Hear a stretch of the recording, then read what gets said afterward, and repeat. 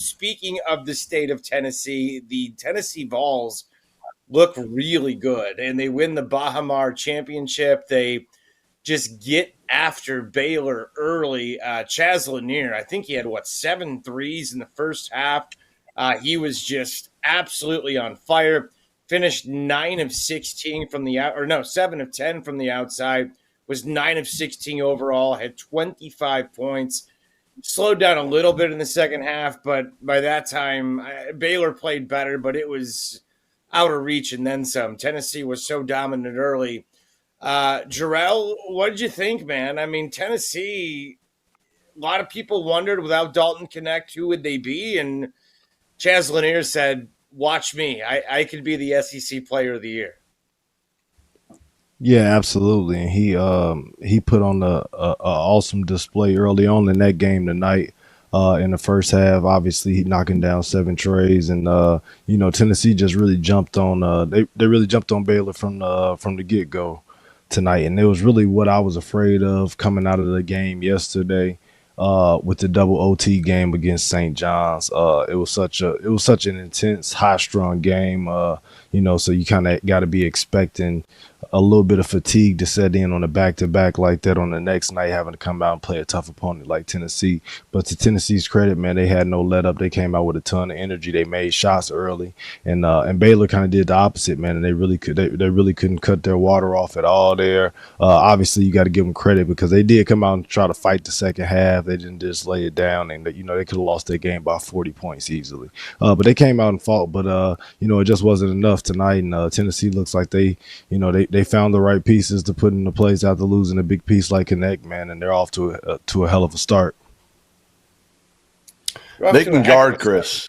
Yeah. Chris, they guard, man. That's the other part. Like, obviously, Chaz Lanier gives them a little bit of what Dalton Knecht gave him last year, right? The North Florida transfer can, like Jarrell said, I mean, he can shoot.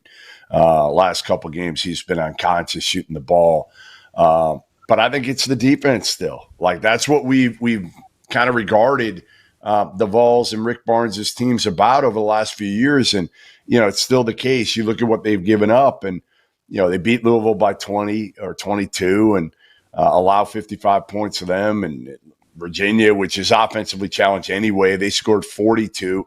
Today, Baylor gets 62. And in those 3 games, those 3 teams are shooting 27% from 3. And 33% from the field against them. So, again, it's still Tennessee's defense, to me, that I trust the most.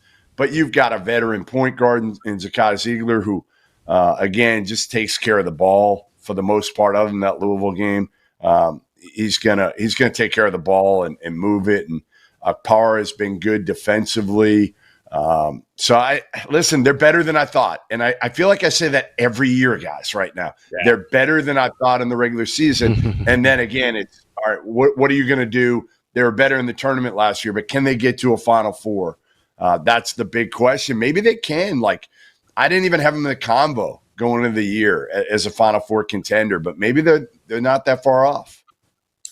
They've played pretty quality teams early. They've played Louisville, Baylor, and last night played a Virginia team from the ACC, and they've been damn good defensively every single time. Plus, Chaz Lanier gives you that legit scoring threat who can go off. So maybe they are a team. And for Tennessee, that's just the missing piece, getting to that final weekend. I was giggling, though, as I was listening to you guys talk, as I was listening to the Goodman and Jarrell, because we see this Tennessee team be so good, and they've recruited well, and they've used the portal well. And I just remember, I was going back in my mind to the conversations about Rick Barnes at the end of his tenure at Texas, and how the game passed him by, recruiting passed him by. He didn't want to play the AAU circuit anymore. And to see him, Goodman, kind of thriving in this modern era is sort of poetic, is it not? It is. I mean, I think I wrote a column on it when he took the Tennessee job, or maybe the end of the Texas run. And I just said, like, he just seems disinterested now. He didn't want to go out and recruit anymore.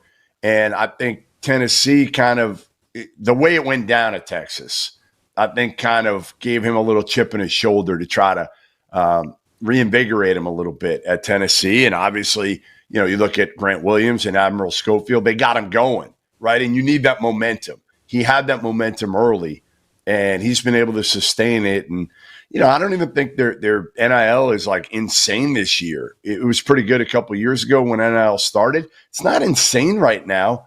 But again, 2 years in a row now, he's gotten like a bargain in a way. Dalton Knecht was a major bargain, guys. Like a lot of people didn't even want him. I think it was like $250,000, $300,000 last year. And Chaz Lanier wasn't a crazy number either. So he's found a way. His staff's done a hell of a job.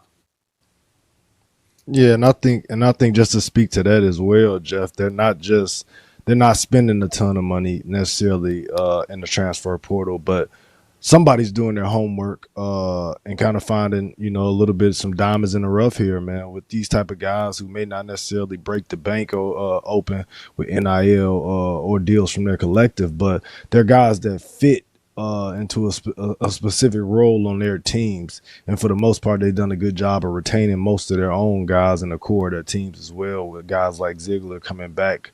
This is his third or fourth year as well. And, Justin Gainey was great tonight, another guy that was there last year. So, it's a combination of both. They're not going crazy in the portal, but they're getting the right guys and kind of filling needs for what they need for their team to be successful. It's kind of cool to see Rick Barnes just in this whole era where the world changed and all these other coaches are getting out, and he was so wildly criticized at the end of Texas, and to see him have this kind of success is cool. I mean, I love it for Barnes, and he's a good dude, man. He really is. He's a guy that's easy to root for.